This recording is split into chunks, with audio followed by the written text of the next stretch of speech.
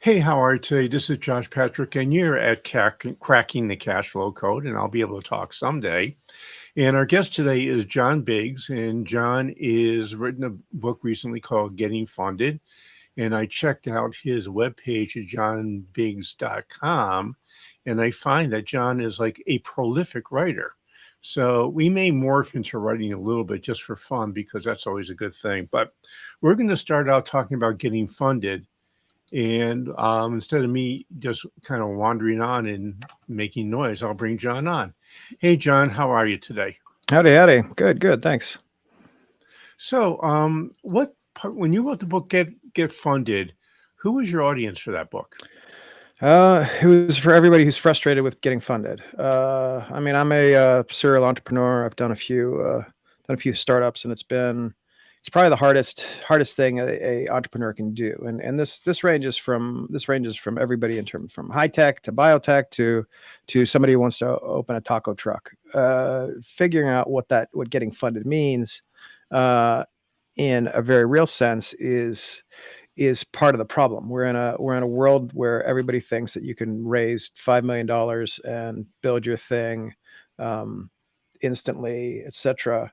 But the real trick to it is that rarely do people actually get funded, and when they do get funded, it's to the tune of far less. And we're in a situation now where there are tools that everyone can use, not just high tech folks, to build businesses. If you're trying to build a bar, if you're trying to build a restaurant, if you're trying to start a carpentry business, there are any number of tools that you can use to build out your experience, build out your business, and fund your business. So, out of curiosity, what might some of those tools be? I like things like Kickstarter, especially if you're building something that's physical. If you're building a restaurant, for example, it's a little bit harder to organize a restaurant on Kickstarter, but it's possible. So let's say we need to fund a restaurant, and we offer for $100 submission, $100 pledge, you'll get a free meal at the restaurant worth, I don't know, $150. Let's say. I mean, you're giving a little bit of profit away in the beginning to get a lot of cash in early on. So we can do any number of things like that. Or let's say we get a special dessert, or if everybody knows that we make a really good, I don't know, chicken wing lets you for $24 you can get unlimited chicken wings for a year or something like that. That's a little bit much, but let's figure out some clever ways to get people to give us money. The best thing about Kickstarter is you don't actually have to pay it back. It's your money, and all you have to do ultimately is to help the people, to give the people that pledge to you the item that they quote unquote bought. This help this the, It's easiest to use that system if you already have a great group of friends or group of fans or group of admirers in your hometown, for example. That's the best way to do it. You can basically tell the world, hey, we're doing this thing, and all your friends and fans are going to say, I love this guy's chicken. I'm gonna fund him. And in that way you get anywhere from, I don't know, $5,000 to $100,000 potentially, depending on your ability to hustle. Um, there's also equity crowdfunding. There's companies called Republic. Uh, there are a few others. If you do a search, you can often find restaurants that are doing that, or machine shops that are getting funded online. And in that case, you're giving a little bit more away for the pledges. You actually give equity, which is important. Um, and these pledges can range from $1,000 to $10,000, and you can raise up to 500 to $1 million on these platforms. The only thing you really have to do is submit your information and make sure that you have a business plan, that you actually have a going concern that people can invest in. The overall checking, quote unquote, for these platforms is fairly low. You don't have to worry about it too much. Obviously, don't go in there expecting to scam everybody out of $1 million, but it's entirely feasible to raise that $1 million if you're serious about this thing. And then you have friends and family rounds, people who would just give you money because they know you. That's one way to do it. It helps if you have rich friends and family. And then there's just other ways to hustle. You basically create a business that's just a web page. and you see if people like it. If people start giving you business, then at that point you have to start actually providing something. But in that case, you have a lot more impetus, and slowly but surely you can grow the business that way. I love to bootstrap. I always tell people to bootstrap. There's definitely no reason to raise money from VCs or even take a loan if you can bootstrap the thing yourself. If you're really good at one thing and you believe you could sell it, then just do that. I know it's frustrating. I know it's hard, and I know it's scary, but it's the only way to do it. Primarily because nobody else is going to do it for you, and the more you sell to somebody else, the more equity you sell, the more parts of your business that you sell to somebody else, the less control you have. So the Kickstarter sort of stuff and the online thing seem to me to require a fair amount of technical ability to do that. And in the blue collar world, a restaurant owner or a drywall contractor or a vending machine operator, any of those sort of guys, they don't have any technical skills. And many of them just went to high school and have never been to college. So how is somebody like that? I mean, I agree with you. Mm-hmm. Bootstrapping is the number one way to build a business. It's slow, it's hard, it takes a tremendous amount of work. You're banging your head against the wall a lot. You're short on cash all the time. But at the end of the day, you've not given anything away, and it's still your business. Mm-hmm. But saying I want to go down the other roads, which I'm not sure I totally support under all circumstances. Um, how would somebody who's not technically competent go around and do this, navigating these relatively technical Well, I mean, platforms? let's give these folks some credit. I mean, we're maybe in a different age group, they might be a little more difficult. But we're talking millennials. If we're talking millennials, Gen Z, for example, those old enough to start a business, especially like a vending business, or let's say a storage business, that sort of thing, or even a restaurant. They're pretty technologically savvy already, and the tools available to them are really simple. They're designed to be simple. And again, I Yeah, mean, I think I have to interrupt you here because you're making an assumption which in my experience just isn't true. mhm, The millennial, I mean, there are some millennials who are really technically competent. My daughter is one, my son is not. The millennial that works for me is incompetent when it comes to technology. If mhm, something breaks in our office, she has a core meltdown. Um, not that she has a core meltdown, but she usually kicks it to me, and I'm 68 years old, mhm. and I'm certainly not a millennial. So I think yes, there are a lot of millennials who know how to use Facebook and Instagram. I'm not sure how many millennials actually know how to go to the back end and build web pages Well, you don't need to. and You design really need to at Kickstarter this point. stuff. It's far easier now, and you could basically go on a Fiverr thing and basically have somebody create a web page for you. So Fiverr, for example, or Upwork, those are two sites that have somebody smarter than both of us who can design web pages for us, and they'll just build it out for us. It's honestly not that difficult, and I think that you are doing the audience sort of a disservice by dissuading them from that. It's a dangerous path because essentially all the opportunities now are mostly online. You putting flyers in front of somebody's house or on their windshield just doesn't work anymore. Uh, Well, the truth is, I'm not dissuading. What I'm saying, I'm asking a question. And you just mhm, gave a great answer. Is that for a few $100s, you can go to Fiverr or Upwork and probably get what you need. mhm, It's not completely free, but it's certainly affordable. If you can't come up with a couple $100, mhm. then you shouldn't be starting a business. Yeah, Period. exactly.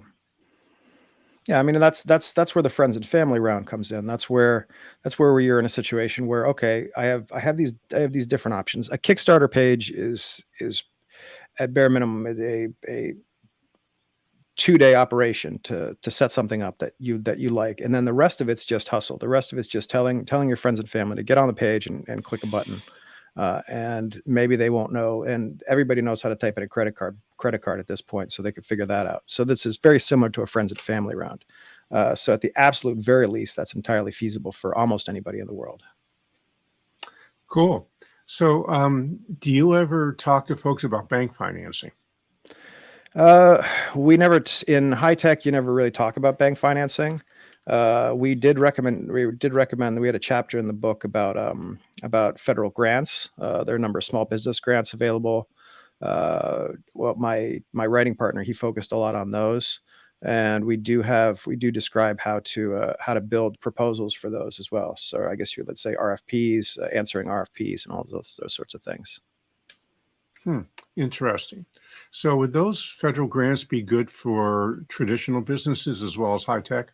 100%. A lot of them are focused on minorities and underrepresented constituencies. So if you're a woman of color, there's stuff out there for you, essentially just waiting to help out. Further, you also have grants for any number of things, especially the blue collar stuff. If you need to build a business, for example, a construction business, there are a number of grants available for those, and there are also a number of programs in New York specifically.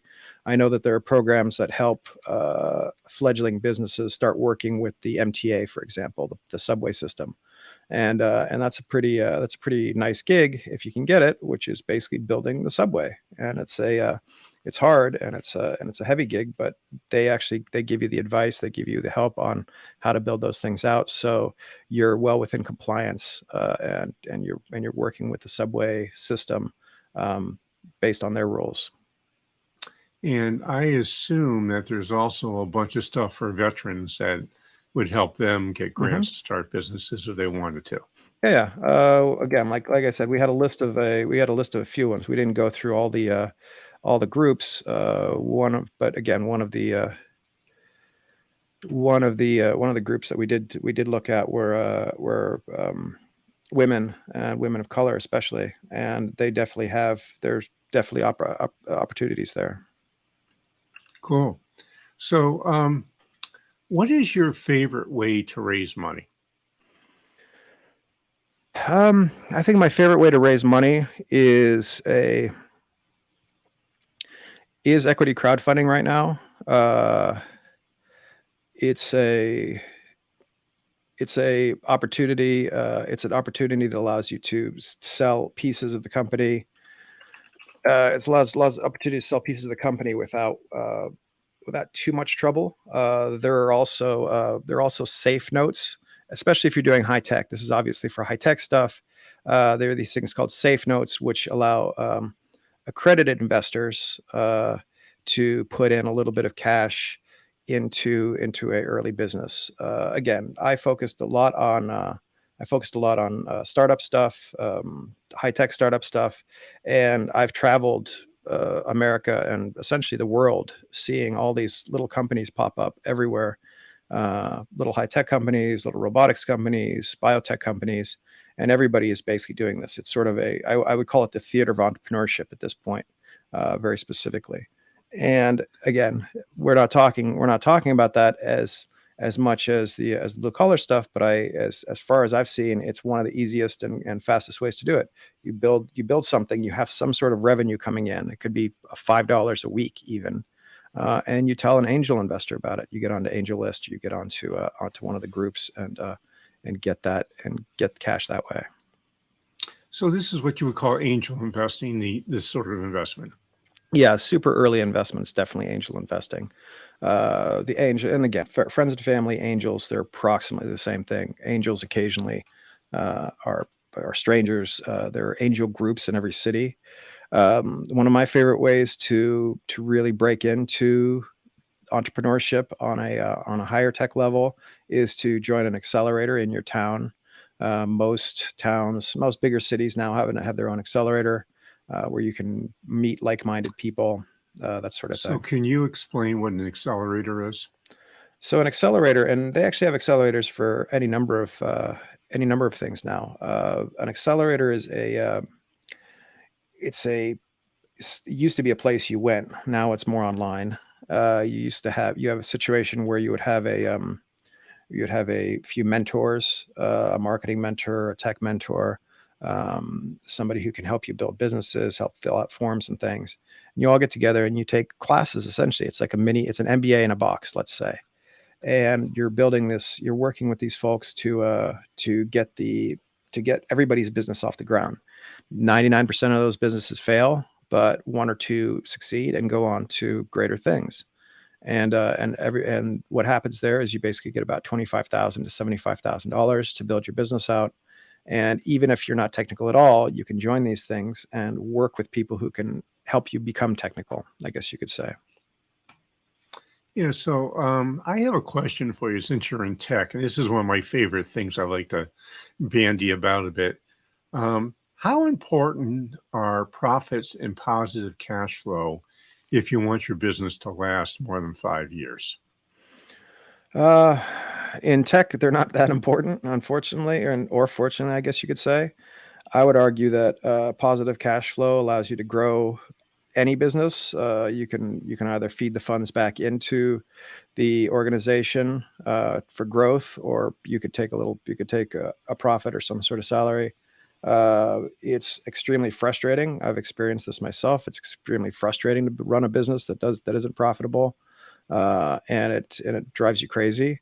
So to a degree, it's probably psychologically vital. You can survive in tech without having the issue, especially if you're well funded, and especially if you have the right connections to become acquired, for example.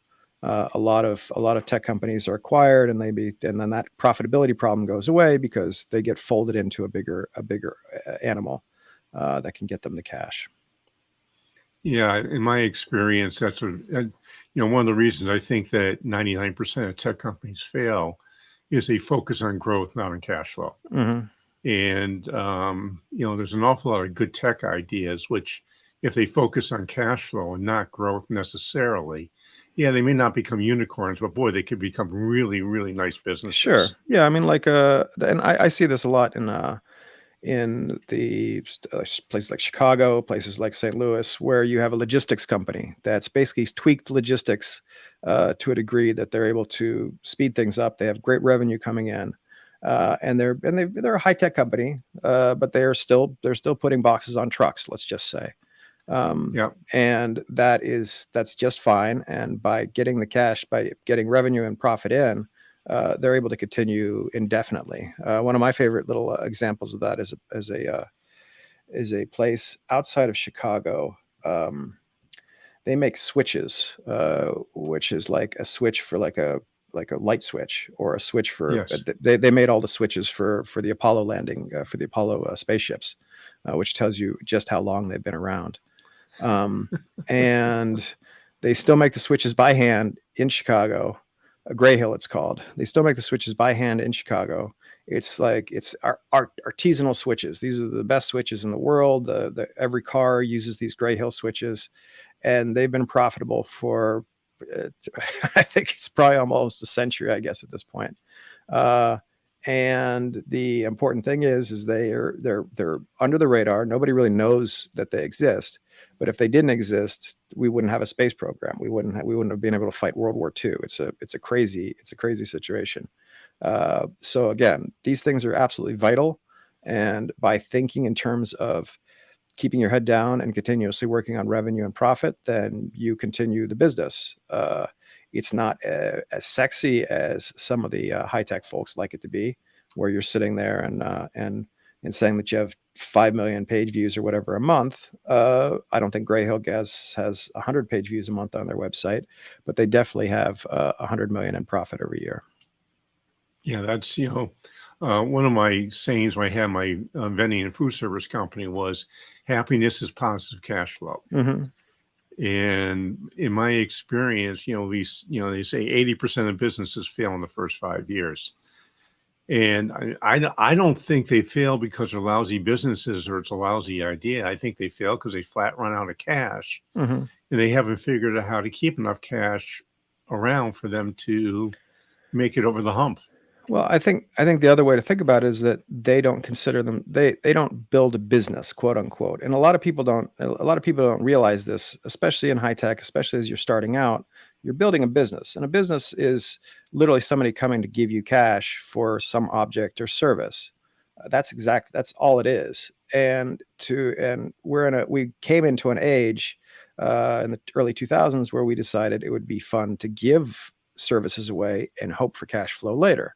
If you have the wherewithal to achieve that, by all means, enjoy yourself. But otherwise, if you're building a small business, you're building a business where somebody has to pay you money.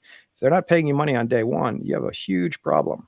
And a lot of people ignore this problem for far too long. And I know I was guilty of the same thing. We figure, okay, it's a great thing. We'll eventually get customers. But if the customers don't come on day one, your clock is ticking, and it's ticking far faster than you even expect. Yeah, it's also really important to understand what eats cash and what makes cash.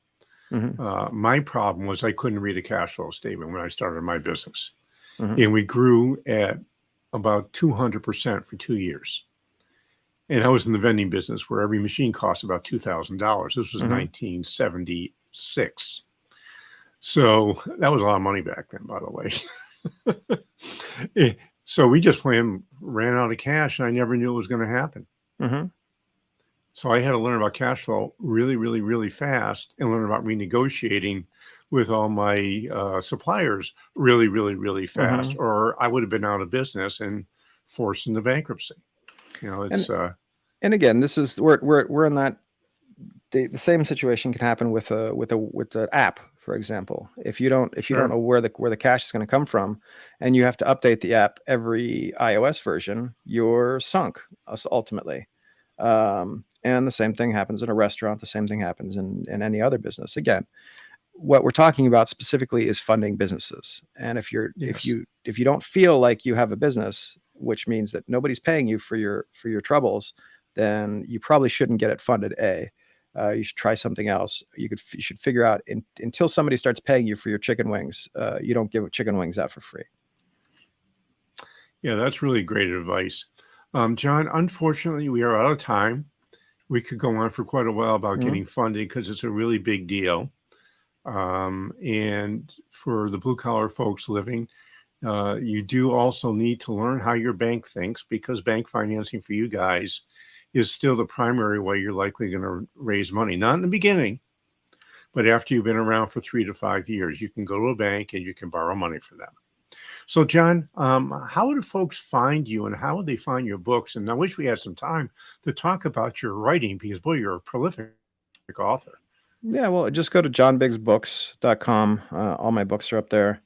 I've written for Gizmodo, New York Times, TechCrunch, a few other places. So just look for John Biggs online. I think I beat out the other John Biggs that exists. There are a couple of them that I've discovered, but I think I beat all those guys out on Google. So I'm winning this in the search because worlds. I checked yesterday. And I have 2 things I would like you to do. First, I ask every podcast episode for you to do this. Please go to where you're listening to this podcast and give us an honest, and I mean honest, rating and review. That means if you love us, you can give us 5 stars. If you hate it, you can give us less, but I hope you love us. So please do that. It's really important. It helps people find our podcast. And the second is, I'm not as prolific as John, but I do love writing books. And I just released my second book about a month ago. It's called The Sale Ready Company. It's really easy to get. You can go to all the regular places to buy the book for $14.95, or you can go to www.salereadycompany.com and get the book for $7.95 with a bunch of bonuses. So if you want to know about creating a sale-ready company, it's a parable, which means it's a business novel. You can follow the Aardvark family as they go through all the processes they need to figure out whether a company is sale-ready and what they need to do to get there. So this is Josh Patrick. You're with John Biggs. You're at Cracking the Cashflow Code. Thanks a lot for stopping by. I hope to see you back here really soon.